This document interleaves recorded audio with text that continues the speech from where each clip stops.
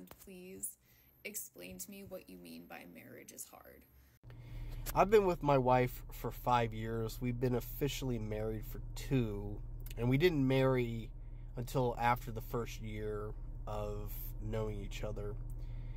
And during that whole time, we learned a lot about each other. You know, there's different phases of people that you get associated with.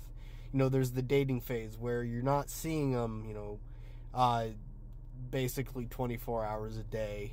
And then when you move in with them and cohabitating, but not necessarily married, you know, you're sharing a lot of time with them. You know, you know that, like, at the end of the day, you're coming back to see that same person, and you have your lives crossing. You know, your responsibilities with their responsibilities, your needs with their needs, and then you're dealing with you know, your living practices. You know, like how you want to do the dishes opposed to how they do the dishes, or their level of organization compared to your level of organization. And then you have to learn to make compromises, or you have to learn to work with each other to help each other.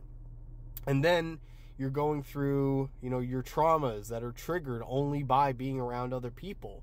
And saying that marriage is hard, it's really just relationships are hard, and the degree of intimacy adds layers to that difficulty, because you're not just working with other people, you're also working with yourself. You're learning who you are as a person in the presence of other people, because, you know, when you're alone, you're not the same, you know, because you're not reacting the same as they are, and they themselves are not the same person if they're by themselves. And, you know, it's been hard because, you know, both her and I have our traumas that we've been through in life. And, you know, to be honest, I feel it's been harder for her because she has a lot of repressed trauma and memories, and she has diagnosed she has diagnosed ADHD and anxiety, depression, and also CPTSD and PTSD. So she has a lot of things that she has to work with, a lot of baggage that she's trying to sort through. And I myself have traumas that I never even realized. And it, you know, this generation, you know, me being a millennial, and just, I feel like it's going to be a little bit easier to deal with in the future, because we have access to prevalent psychological data and marriage counseling and relationship coaching. And in my parents' generation, and even my grandparents' generation, they treated that like a taboo, mostly because it was in its infancy and there was a lot of shoddy research and practices, and so it was easily to distrust. But now we have come a long way, and we have to be open with ourselves, be willing to admit where we are wrong, where we are having trouble. And that's the hardest part, I think, is when you're with somebody who is so traumatized that they are just not willing to even acknowledge that they probably are seeing reality wrong. Because people who have been severely traumatized, and I'm not necessarily speaking for my wife, but I am speaking about people I've been around, and they are difficult to be with as well.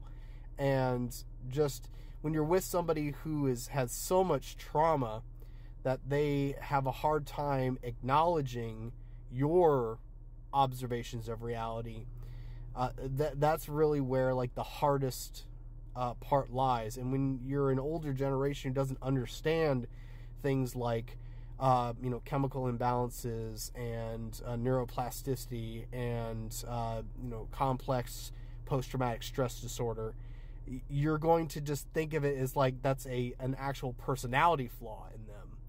And so life and marriage and relationships are only as hard as you're willing to put in the legwork to try to understand the other person and understanding yourself. Because you could know as much about people as you want, but if you can't turn that mirror on yourself, then you're only going to be able to do 50% of that relationship. And that's why I think marriage is hard, but it's only hard if you're not willing to put in the work and not willing to push on through. You know, for a very brief time when I was working out with people, they had a saying, work through the pain, don't work to the pain. And I know the gym bro culture is toxic, but, you know, a saying like that can really be motivational. You know, work through the pain, don't work to the pain.